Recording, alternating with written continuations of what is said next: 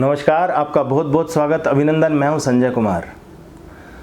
अच्छा, दिल्ली में जो कल सनसनीखेज घटना हुई उससे पूरी दिल्ली जो है स्तब्ध रह गई। मतलब कोई सोच नहीं सकता था कि इस तरह का घटनाक्रम दिल्ली में होगा, शीश महल में होगा, अरविंद केजरीवाल के रहते हुए होगा, उस वक्त होगा जब वो चुनाव प्रचार करने के लिए बेल पर बाहर हैं। जैसे कि घटना आप सभी को मालूम पड़ गई होगी कि पूर्व जो महिला अध्यक्ष हैं, दिल्ली महिला आयोग की जो अध्यक्षा हैं स्वाति मालीवाल, और फिलहाल वो राज्यसभा की मेंबर भी हैं, वो अरविंद केजरीवाल से मिलने उनके घर पहुंची। गई थी किसी प्राइवेट टैक्सी, कैब से या ऑटो से, जैसे भी अपनी जो गाड़ी है उसको लेकर के नहीं गई थी, जो सरकारी गाड़ी होती है उससे भी नहीं गई थी। रिसेप्शन पे बैठी और उन्होंने इच्छा ये जाहिर की कि उनको अरविंद केजरीवाल से मिलना है। बात अंदर तक पहुंचाई गई, लेकिन अंदर से आए विभव कुमार। विभव कुमार आप जानते ही हैं, अरविंद केजरीवाल के खासम खास, इनके आँख, नाक, कान, जिगर, फेफड़ा, गुर्दा, जो भी आप कहें, दायां हाथ, बहुत नज़दीक जो विभव कुमार हैं वो आए। ये भी बताया जाता है कि अरविंद केजरीवाल से बिना विभव कुमार की मर्जी के कोई मिल नहीं सकता। यही इंसान है जो तय करता है कि अरविंद केजरीवाल से कौन मिलेगा, कितनी देर मिलेगा। तो इस तरह से स्वाति मालीवाल मिलने के लिए पहुंची वहाँ पर। विभव कुमार आए और इन्होंने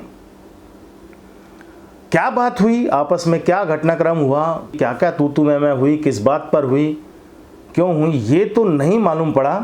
लेकिन करीब 9:30 बजे के आसपास दिल्ली पुलिस के सिविल लाइन की पीसीआर कॉल को ये सूचना मिली। दो कॉल हुई और दिल्ली पुलिस भी सन्न रह गई कि सीएम हाउस में एक महिला के साथ मारपीट। और वो और भी सन्न रह गई जब उन्हें मालूम पड़ा कि ये जिस नंबर से कॉल हुई है, ये जो कॉलर है, ये स्वाति मालीवाल हैं, जो महिला आयोग की अध्यक्षा रह चुकी हैं और फिलहाल में राज्यसभा सदस्य हैं। तो मामला बड़ा हाई प्रोफाइल था। दिल्ली पुलिस वहाँ पर पहुँची छानबीन करने के लिए। बताया जाता कि दिल्ली पुलिस को अंदर जाने नहीं दिया गया और बाद में स्वाति मालीवाल ने आकर के ये कहा कि वो अपना स्टेटमेंट दर्ज कराने के लिए, अपनी कंप्लेन दर्ज कराने के लिए सिविल लाइन थाना में खुद ही आ रही हैं। वो गई भी, लेकिन इस बीच पता नहीं किसी का फ़ोन आया कि क्या बात हुई, क्या नहीं हुई, कि उन्होंने अपनी कंप्लेन दर्ज नहीं कराई और वापस आ गई। दिल्ली पुलिस ये चाह रही थी कि उनका मेडिकल चेकअप हो जाए एक बार, कितनी चोट आई है, कहाँ कहाँ आई है, कैसे आई है, ताकि जो है प्रूफ है वो इकट्ठा हो जाए और उसके बाद वो कंप्लेन है उसका एक सॉलिड आधार बन जाए। लेकिन उन्होंने ये कह करके बाद में आके मेडिकल करा लेंगी या बाद में आके कंप्लेन दर्ज करा लेंगी, वहाँ से वो निकल गई। लेकिन इस घटना को 24 घंटे करीब बीत चुके हैं, लेकिन अभी तक स्वाति मालीवाल कहाँ है, क्या उन्होंने एक्शन लिया, क्या पूरी बात हुई, कैसे हुई, इसके बारे में सिर्फ हम लोग, आप लोग, मीडिया अपनी अपनी तरह से इसके अंदाज लगा रहे हैं, लेकिन इनकी तरफ से उसका स्पष्टीकरण क्या बात हुई क्या नहीं हुई ये नहीं आया।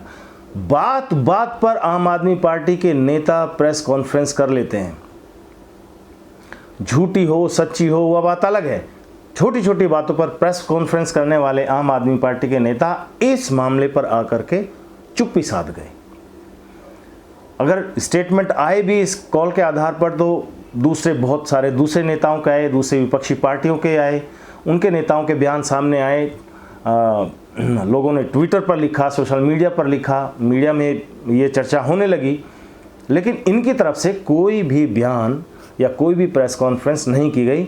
आज की राज्यसभा सांसद संजय सिंह ने आज एक प्रेस कॉन्फ्रेंस की, और उसको प्रेस कॉन्फ्रेंस क्या कहेंगे, एक मीडिया बाइट भर है, जिसमें उन्होंने ये कहा कि हाँ ये घटना हुई है, विभव कुमार ने बहुत बदतमीज़ी की है स्वाति मालीवाल के साथ, वो उनके साथ खड़े हुए हैं और इस घटना की वो निंदा करते हैं, बहुत ज़्यादा निंदा करते हैं। और जब एक्शन की बात आई तो उन्होंने कहा कि ये मामला अरविंद केजरीवाल के संज्ञान में आ चुका है और वो इस पर अब कार्रवाई करेंगे। लेकिन वहाँ ही पूछने वाला उनसे कोई नहीं था कि अरविंद केजरीवाल जी कौन हैं, किस हैसियत से वो विभव के खिलाफ कोई एक्शन लेंगे। क्या वो एक नया थाना खोलेंगे दिल्ली में, क्योंकि दिल्ली के मालिक बताते हैं कि वो खुद ही हैं।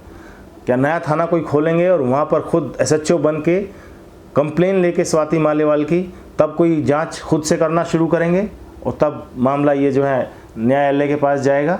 क्या उस प्रोसेस को फॉलो किया जाएगा? क्या एक्शन लेंगे? क्योंकि पार्टी का तो ये मामला नहीं है, ये मामला सीधा सीधा एक आपराधिक वारदात से जुड़ा हुआ मामला है। हालांकि लोग अपनी अपनी तरह से क्यास लगा रहे हैं, अनुमान लगा रहे हैं कि क्या हुआ होगा। स्वाति मालीवाल की जहाँ तक बात है तो बहुत करीबी बताई जाती हैं अरविंद केजरीवाल की, शुरुआती दिनों से ही उनके साथ हैं। जब वो NGO में काम करती थी इनके साथ बाहर भी आना जाना होता था। बहुत सारी फ़ोटोज़ हैं इनकी जो नज़दीकियाँ बयान करती हैं। उसके बाद जब सरकार बनी तो इनके साथ इन्होंने काम किया सचिवालय में, और उसके बाद इनको दिल्ली महिला आयोग की अध्यक्षा भी बनाया गया, जो एक बहुत महत्वपूर्ण पद होता है, और उसके बाद इनको राज्यसभा सांसद भी बनाया गया।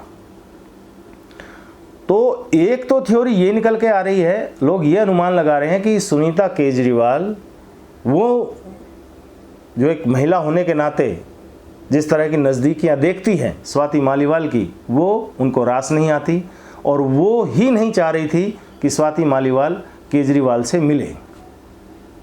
शायद ये कारण रहा होगा कि उन्होंने विभव कुमार को भेजा और उसके बाद उनसे जाने के लिए कहा होगा ऑब्वियसली, और वो नहीं मानी होंगी, क्योंकि स्वाति मालीवाल तो आखिर स्वाति मालीवाल हैं। ये वही स्वाति मालीवाल हैं जिन्होंने अपने पिता पर गंभीर आरोप लगाए थे, हालांकि जवाब देने के लिए वो इस दुनिया में नहीं है। और ये वही मालीवाल हैं जिन्होंने दिल्ली में खुद ही कार में हाथ डाल के और ये फैला दिया था कि उनको कार में खींचने की कोशिश की गई उनके साथ, देखिए दिल्ली जो है सुरक्षित नहीं है। और दिल्ली में जो आरोप है वो केंद्र सरकार पर लगाए कि दिल्ली पुलिस जो है, जो केंद्र सरकार के अंतर्गत आती है, वो काम नहीं कर रही है ढंग से, कानून व्यवस्था पूरी तरह से ख़राब है दिल्ली की। और भी तरह तरह के बयान हैं स्वाति मालीवाल के जो सुर्खियां बने हैं। अब एक बात यह है कि जब स्वाति मालीवाल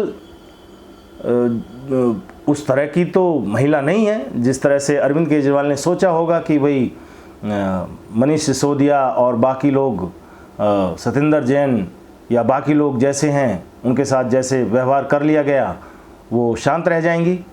आपको शाजिया इल्मी ने भी इन पर बहुत गंभीर आरोप लगाए हैं, इनकी पार्टी की मेंबर रही हैं पहले, तो इस प्रकरण के बाद उन्होंने भी अपनी सफाई दी है कि ये तो इनके यहाँ बड़ी आम बात है और क्या क्या वहाँ पर होता है, कितनी गंदगी है, वो उन्होंने वीडियो बनाया है, ये मीडिया के सामने उन्होंने बात की है, वो भी काफ़ी वायरल हो रहा है इनका। इसके अलावा बहुत लोगों ने इस बात की निंदा की है और विभव कुमार के खिलाफ जो है सख्त कार्रवाई की मांग की है। लेकिन अब ये देखना होगा कि क्या स्वाति मालीवाल की कंप्लेन दर्ज कराए बिना दिल्ली पुलिस खुद संज्ञान लेकर के विभव कुमार के खिलाफ एक्शन लेंगी या सच्चाई की जांच करेंगी, क्या हुआ, कैसे हुआ। दूसरा जो थ्योरी जो दी जा रही है इसमें और जिस पर काफ़ी लोग यकीन भी कर रहे हैं कि अभी हाल ही में जिस तरह से अरविंद केजरीवाल जेल से बाहर आए हैं चुनाव प्रचार करने के लिए ही सही, तो उसको अभिषेक मनु सिंघवी जो उनके वकील हैं उसको एक बड़ी जीत के रूप में देखा जा रहा है। और शायद इनके बीच में ये डील हुई है कि हम तुम्हें बाहर निकालेंगे और बदले में तुम हमें राज्यसभा भेजोगे। ये स्पष्ट नहीं है, अपुष्ट सूत्रों से खबर है, चर्चा ही है इसकी, हालांकि अभी पुष्टि नहीं की जा सकती है, ऐसी खबरों की कोई पुष्टि हो भी नहीं सकती है। लेकिन जिस तरह से लग रहा है, जिस तरह से घटनाक्रम हुआ है, क्योंकि सुप्रीम कोर्ट में बाकी लोग भी इसी बेस पर, क्योंकि चुनाव है, वो बेल की मांग कर रहे थे, उनकी मांग जो है वो स्वीकार नहीं की गई और अरविंद केजरीवाल को बेल मांग भी नहीं रहे थे, फिर भी उनको बेल दे दी गई। तो ये जो एक्स्ट्रा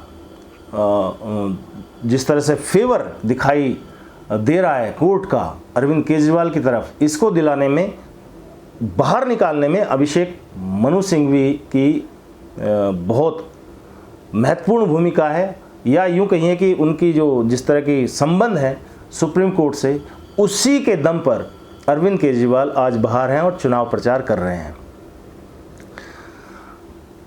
तो ये थ्योरी है। अब कितनी इसमें सच्चाई है कितनी नहीं है ये तो खैर आने वाला समय बताएगा, लेकिन फ़िलहाल तो ये एक बड़ी घटना है और बेशक अरविंद केजरीवाल के लिए ये घटना बहुत मुश्किल पैदा करने वाली है, क्योंकि स्वाति मालीवाल से अगर ये कहा गया हो कि आज आप जो है राज्यसभा सीट छोड़िए, ये सोचकर दिमाग में कि अभिषेक मनु सिंघवी को राज्यसभा जो है भेज सकें, और वो हो सकता है इस बात पर राज़ी नहीं हुई हो, इसी बात पर कहा सुनी हुई हो, इसी बात पर तू मैं हुई हो, और इसी बात पर ये बात इतनी आगे बढ़ गई हो कि विभव कुमार ने स्वाति मालीवाल के साथ बहुत बुरा बर्ताव किया, मारपीट की, जैसा कि पुलिस रिकॉर्ड में है। अलग अलग थ्योरीज हैं। बाकी आप क्या राय रखते हैं इसके बारे में हमें कमेंट करके आप ज़रूर बताइए। आपके कमेंट्स का हमें इंतज़ार रहेगा। बहुत जल्द फिर मिलते हैं। जय हिंद, वंदे मातरम।